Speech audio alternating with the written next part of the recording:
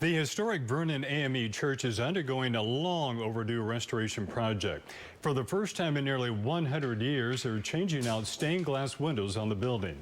News Channel's James King is live tonight from the church with why this project is more than just a facelift. James. That's right, and next year will mark 100 years since the 1921 Race Massacre here in Tulsa.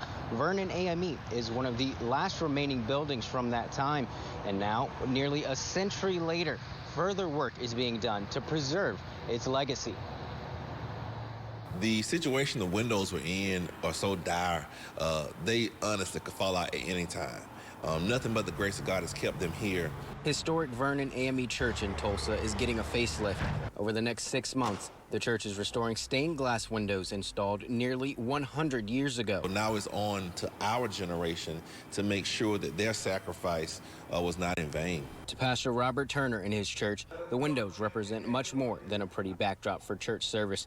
Instead, the project is preserving the legacy of those survivors of the 1921 Race Massacre. With the idea that the work they did back in, the 1920s, that the work we're doing now in the 2020s will allow these windows to be around for at least another 100 years. We're going to just kick in extra long, bring in the guys we need, the help we need, the hours that we have to do to get this accomplished. Not only just to get the glass back in shape for it to last another 100 years, but all the meaning and everything that it has within it, just gives our crew goosebumps to think about it.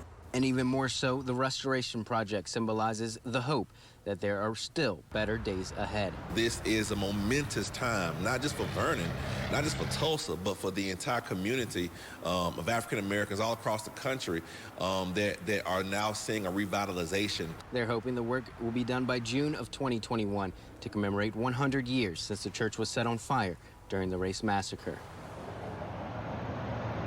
And according to Rayer, a project like this would normally take about a year to complete, but Pastor Turner believes it's divine timing that they're able to get the project underway.